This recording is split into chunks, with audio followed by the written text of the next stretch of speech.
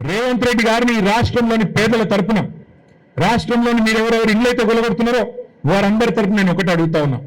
రేవంత్ రెడ్డి గారు నీకు చిత్తశుద్ధి ఉంటే సమాధానం చెప్పు. నీ ఇల్లు స్వయంగా ముఖ్యమంత్రి రేవంత్ రెడ్డి ఇల్లు కొడంగల్లో మీరు కోస్గిలో ఇల్లు కట్టుకున్నారు. కోస్గిలో మీరు కట్టిన ఇల్లు రెడ్డికుంటలో ఉన్నది, తాలాబ్లో ఉన్నది, అది కూడా చెరువులో ఉంది. వాస్తవమా కాదా చెప్తావాను ముందుకొచ్చి. నేను రేవంత్ రెడ్డిని సూటిగా అడుగుతా ఉన్నా, నీ ఇల్లు స్వయంగా ఇలా రెడ్డికుంటలో కోస్గిలో ఉన్న మాట వాస్తవమా కాదా రేవంత్ రెడ్డి గారు? మీరు సమాధానం చెప్పండి.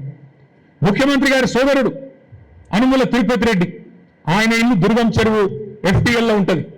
కానీ ముఖ్యమంత్రి గారి ఇల్లు మాత్రం ఎవడు ముట్టడు, హైడ్రా రాదు, ఇంకొకటి రాడు, ఎవడు రాడు, ఏ అధికారి రాడు, అంత ధైర్యం వాళ్ళకి లేదు.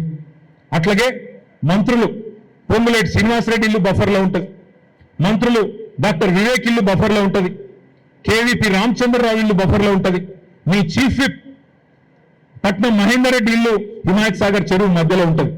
ఇవి ఏవి కనబడాయట, వీటిని మాత్రం ముట్టడానికి అధికారులకు ధైర్యం లేదు, హైడ్రా కళ్ళు కనబడతలేవు.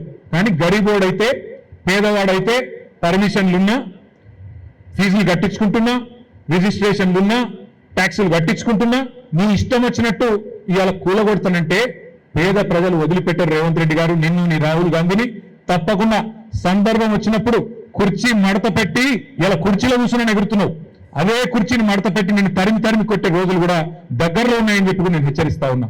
ఇది మంచిది కాదు పద్ధతి, ఇది మంచిది కాదు.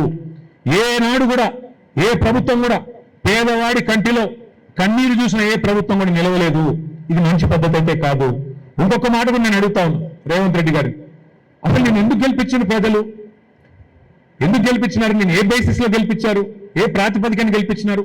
మీరు చెప్పినారు పేద ప్రజలకి ఒక రంగుల కళ లాంటి సినిమా చూపెట్టినారు. 100 రోజులు 6 గ్యారంటీలు అని చెప్పి 420 హామీలు, మీరు హామీల వర్షం గుప్పించినారు కదా. 4,000 పెన్షన్లు అంటిరి, మహిళలకు 2,500 అంటిరి, పెళ్లి చేసుకుంటే తులం బంగారం ఇస్తామంటిరి, చదువుకుంటే స్కూటీలు ఇస్తామంటిరి, పిల్లగాళ్లకు విద్యా భరోసా కార్డులు అంటివి, రైతులకు 15,000 రైతు భరోసా అంటివి.